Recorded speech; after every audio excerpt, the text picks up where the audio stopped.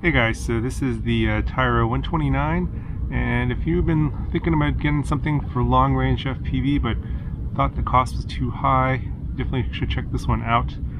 It is a kit, you have to build it, but it's pretty easy, and I'll have all the videos to help you put this together and set it up. Obviously for long range you need GPS, and it has GPS rescue setup as well. It's an incredible value at $129. There was another 7-inch pre-built drone, was about $300, so it's less than half. Of course, you do have to put it together. I have broken up this video into several shorter videos so that you guys can go over each video one by one to get this set up and get ready for your first long-range FPV flight. Yeah, at $129, if you lose this in the mountains somewhere, not a big deal. So that's why I think this is a good one if you want to get started in it and try it out. So anyway, there's going to be a link down in the description to the playlist to all the rest of the videos in case you missed the previous ones or the ones that are coming later, so you can get the complete picture on how to put this together and do your first long-range FPV flight for very, very little cost.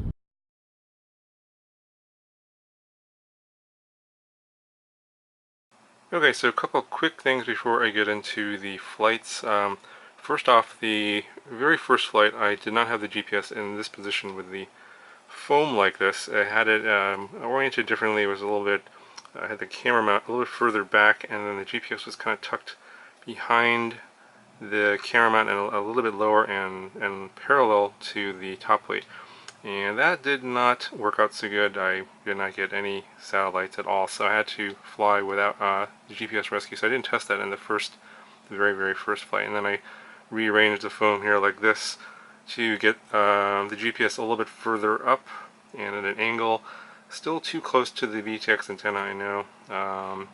This is probably one of the downsides of this model. They have the in the product photos down here, which is terrible. You're not going to get any reception with the GPS underneath this the bottom plate actually. So I'm thinking probably what would be best is to replace this antenna with something longer, like substantially longer, like one of the 15 centimeter antennas from Foxeer or Lumineer. There's actually a number of manufacturers that make really long antennas to get that antenna away, and then maybe make some sort of a 3D printed part here instead of using this foam where the GPS is a little bit up and kind of in the same spot here, but a little bit higher and at this angle here, because when you're moving forward, then it's going to be more parallel to I guess the sky, so you'll have better reception to more satellites that way. But that's what I'm thinking at this point. This is okay for now. I was getting decent number of satellites, at least 10 in this setup. Yeah, but just wanted to point out these couple of these things, and then I'll talk about the rest of it in the later part of the video while the flight demos are running. Oh yeah, one more thing, you guys probably noticed that I'm not using the receiver that I originally started with, that crossover receiver. It's because that receiver is really bad. I had terrible RSSI, so I went ahead and replaced it with an XM Plus receiver here, and that's what you're going to see after the first flight. So I'll be on the second flight demo that you'll see the OSD is going to be completely different in terms of the RSSI, and that's why. I'll talk, yeah, I can't recommend that crossover receiver at all at this point. I'm going to do some more testing on that. I know that some people were wondering about that one. I've only tested the FreeSky one with the diversity antenna. I haven't tested the other two, the FreeSky with the single antenna or the FlySky. So I might be where I put the receiver here, like right above the VTX. It's might not be a good spot, but yeah, not a whole lot of places to put a receiver here. I may try that receiver in another model, perhaps with less VTX interference. So just wanted to point that out. And okay, now let's go talk about the flight footage. Okay, so in this first flight, as I noted earlier, the RSSI is very poor, so I didn't go very far in this flight, and plus I was just sort of testing out the drone to see how it flies and how the tune was. And it turns out the PID tune here is actually the default PIDs. It does need some tuning. It's got some oscillations and vibrations. I will do a PID tuning video later. 7-inch drones are notoriously difficult to tune, so that's going to be a long, drawn-out process, and I didn't want to delay the release of this last video just to get a PID tune in here, because I know that's going to take a long time. In any event, I also want to note that I don't have any GPS satellites here because of, as I mentioned before, where I had originally placed the GPS. So the GPS location on this drone and how visible it is to seeing satellites is really important. I was able to override there's a lockout that it won't let you arm if you don't have at least, I think, 5 or 6 satellites. I actually disabled that. I'm not going to show you how to do that because you really shouldn't be flying this type of drone if you want to do GPS rescue with that off. You can search Betaflight Wiki and find the information on that if you really want to learn how to do that, but I just wanted to get this in the air and fly it, so that's why I'm flying this with 0 satellites. This is just for the very first maiden.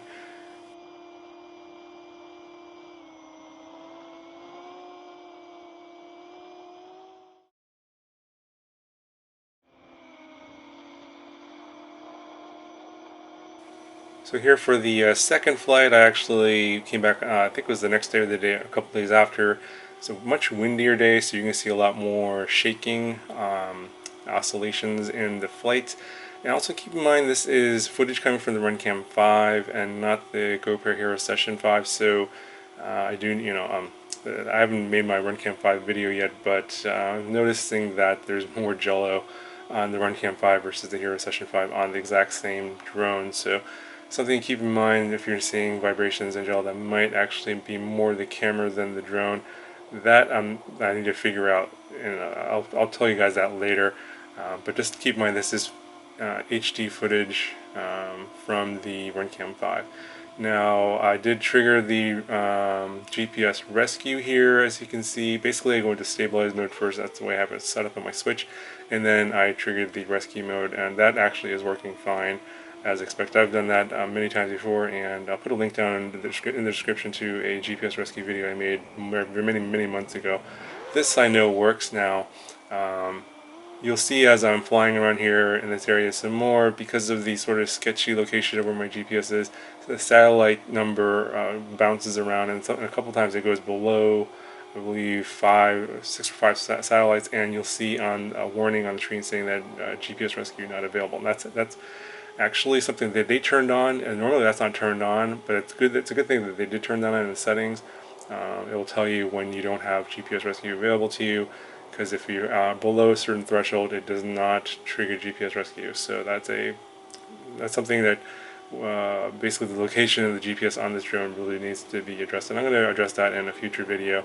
I'm going to try and figure out the best way to get this GPS located optimally so that it's constantly getting a fair number of satellites, so you don't have that problem in the future. Another thing to note here is I'm flying around on a 1500 milliamp hour 4S LiPo. I believe you could probably go to a much bigger LiPo if you want to, say an 1800 or maybe even a 2200. I haven't done those yet, and I think that this should be fine in terms of carrying the weight around. I'm not sure. I guess there's going to be a point of diminishing returns, at which point you add more battery, but you don't get actually more flight time. Yeah, it seems that, basically, I think I'm going to probably go to an 1800 and then do a PID tune for that. I think that on a 1500 I was getting like 7 to 8 minutes of flight time pretty easily. I mean, obviously I'm just cruising around here. I'm not really doing anything crazy. I don't think that this kind of a drone is really meant for something like that. I would recommend getting a 5-inch if you want to do like tricks and stuff like that. Don't get this drone. But yeah, I think if you're flying just kind of cruising, trying to fly efficiently, you're going to get 7 to 8 minutes on a 1500. So I imagine on an 1800 you could probably stretch out to at least 10 minutes. I'm imagining.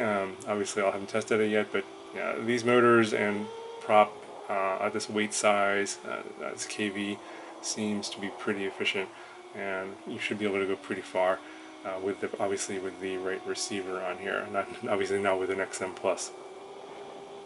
Anyway, so overall my conclusion here is I think that this is a pretty good value, even at $129, even with all the little issues. I think the biggest drawback is they didn't really have a good solution for mounting the GPS, so that's something that I think that could be worked on. I don't think it's a deal breaker for me, because I think obviously you can 3D print something or find some other creative way to mount that, and for the price, I don't think it's that big of a deal, because I think that this is a problem that it can be solved, not without too much of an issue. Also, the fact that there's no real PID tune is kind of a drawback as well, but you know, for the price, they obviously didn't put any effort into that. They just put defaults on there. It flies okay, but you can see that it could be a lot better. So I'm going to work on that, and I'll have that in a future video soon, hopefully. I'm going to try and work on that PID tune. It's going to be difficult because 7-inch drones are kind of hard to tune. I may switch the props out, and also I'm going to be experimenting with switching the camera as well, because the Runcam 5 may not be a good camera for something like this, because it's so prone to jello compared to the Hero Session 5. Anyway, that's going to do it for this video, and my conclusion on this is that I still think it's a good value at $129, even with all of the little issues. Yeah, it's not the perfect drone. If you're looking for something a little bit, I guess, more, what's the way they say it? It's more better, basically a better out-of-the-box solution. You have to build it or anything like that.